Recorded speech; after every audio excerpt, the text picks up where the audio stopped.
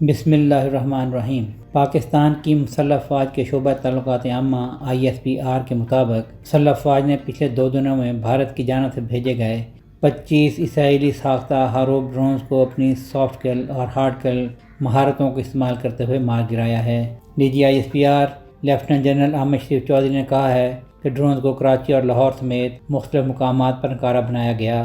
انہوں نے کہا کہ ہندوستان کا ہاروپ ڈرون حملوں کا عمل ایک سنگین اشتعال انگیزی ہے۔ جنرل چودھری نے زور دے کر کہا کہ یہ ننگی جارحیت ہے اور فوج پاکستان ہائی الرٹ پر ہیں اور انہیں بے اثر کر رہی ہے، جبکہ یہ بزدلانہ حملے بھارتی بوکھلاہٹ کی نشانی ہیں۔ ہاروپ ڈرون اسرائیل ایرو اسپیس انڈسٹریز کے MBT میزائل ڈویژن کی تیار کردہ بغیر پائلٹ گاڑی کا نظام ہے، چنانچہ اسے ڈیٹا جمع کرنے اور ہتھیار لے جانے کے لیے بھی استعمال کیا جا سکتا ہے۔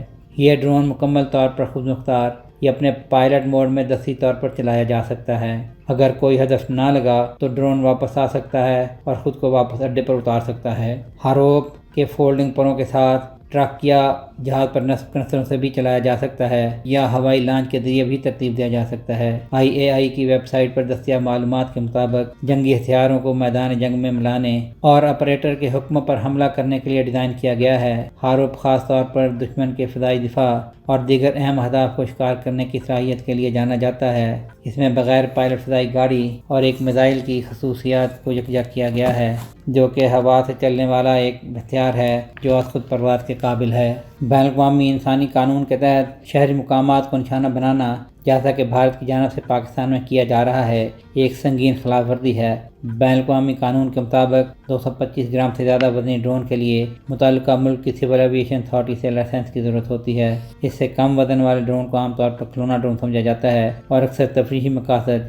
جیسے کہ فوٹوگرافی وغیرہ کے لیے استعمال کیا جاتا ہے۔ یاد رہے کہ 250 گرام سے زیادہ کے ڈرون سخت ضوابط کے تابع ہیں۔ انہیں حساس فوجی تنصیبات، ہوائی اڈوں اور کچھ سرکاری عمارتوں کے 5 کلومیٹر کے دائرے میں پرواز کرنے کی ممانعت ہوتی ہے۔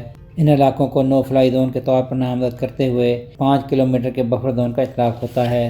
بین الاقوامی میڈیا کی رپورٹس کے مطابق گزشتہ دہائی کے دوران بھارت نے اسرائیل سے $2.9 ارب مالیت کا فوجی ساز و سامان خریدا ہے، جس میں ریڈار، نگرانی اور جنگی ڈرون اور میزائل شامل ہیں۔ اس سے قبل 2016 اور 2020 میں ہاروپ ڈرون کو آذربائیجان نے آرمینیا کے خلاف نگورنو قرباخ تنازع میں بڑے پیمانے پر استعمال کیا تھا، جبکہ اسرائیل کی جانب سے 2018 میں شامی فضائی دفاعی نظام SA-22 گرے ہاؤنڈ کی تباہی کے لیے بھی استعمال کیا گیا۔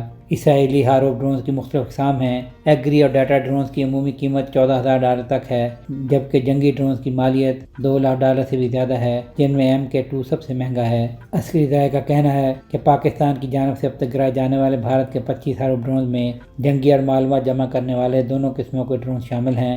ان میں سے غیر فوجی ڈرونز کو سافٹ کل یعنی جیمرز اور دیگر طریقوں سے گرایا گیا ہے، جبکہ فوجی ڈرونز کیونکہ سیٹلائٹ کے ذریعے کنٹرول کیے جاتے ہیں، اس لیے انہیں ایئر ڈیفنس ٹیکنالوجیز کی مدد سے گرایا جا رہا ہے۔ سہیل شہریار، آئی پاک TV۔